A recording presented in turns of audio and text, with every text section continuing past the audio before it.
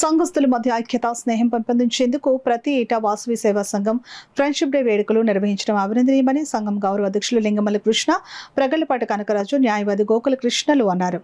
కాకినాడ మధురానగర్లో గల బొగ్గవరపు సుబ్బారావు కళ్యాణ మండపంలో వాసవి సేవా సంఘం, వాసవి మహిళా మండలి, వాసవి సేవా సంఘం యూత్ సంయుక్త ఆధ్వర్యంలో ఫ్రెండ్షిప్ డే సెలబ్రేషన్స్ ఘనంగా నిర్వహించారు.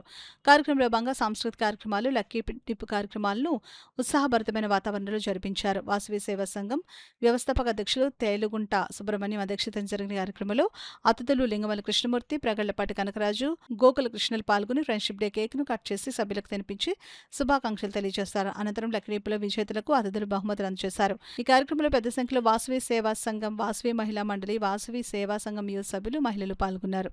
ప్రతి ఇంపార్టెంట్ కార్యక్రమానికి మన వాసవి సేవా సంఘం తరఫున వెళ్ళి రిప్రజెంట్ చేసి వారి యొక్క ధన్యవాదాలు, శుభాకాంక్షలు తెలియజేస్తూ వయస్సుల యొక్క శ్రేయోభిలాషులే మరి నిత్యము కృషి చేస్తున్న ఈ సేవా సంఘానికి మనందరం ప్రత్యేకమైన ధన్యవాదాలు తెలియజేయాలి. అదేవిధంగా ఇంకా మంచి మంచి కార్యక్రమాలు, ఫ్రెండ్షిప్ డే, అదే మరి కార్తీక వన భోజనాలు, మాస్ మ్యారేజెస్, అలాంటివే కాకుండా ఇంకా ప్రత్యేకమైన కార్యక్రమాలు చేయాలని, మన శ్రేయోభిలాషులందరూ సహకరించాలని ముఖ్యంగా మన పెద్దలైనటువంటి కనకరాజు గారు, మరి గోపాల కృష్ణ గారు, గోకుల కృష్ణ గారు, వీరందరూ కలిసి ఈ యొక్క సంస్థను ఇంకా అభివృద్ధి పదంలో నడిపించాలని మరీ కోరుకుంటూ ఈరోజు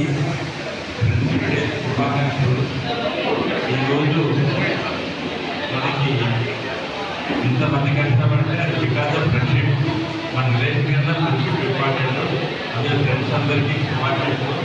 ఫ్రెండ్స్ ఎప్పుడూ కూడా మన చిన్నప్పటి నుంచి మనం అన్నయ్య గారు అనుకుంటారో వాళ్ళతో రియల్ ఫ్రెండ్షిప్ చేయాలి. అప్పటికప్పుడు కాకుండా రియల్ ఫ్రెండ్షిప్ చేయాలి. మీరందరూ ఎప్పుడు కూడా మంచి ఫ్రెండ్స్గా ఉండాలని అందరినీ కోరుకుంటున్నాను. Thank you. నేను మొన్న కూడా చూపినాను. టీటీ వ్యవస్థ ఉంటాము ఫండ్స్ నుంచి గవర్నమెంట్ నుంచి స్థలాన్ని బట్టి 25 నుంచి 40 లక్షల దాకా గ్రాంట్ ఇస్తున్నారు. దానికి ఒక సొసైటీ ఫార్మ్ చేయాలనుకుంటాను.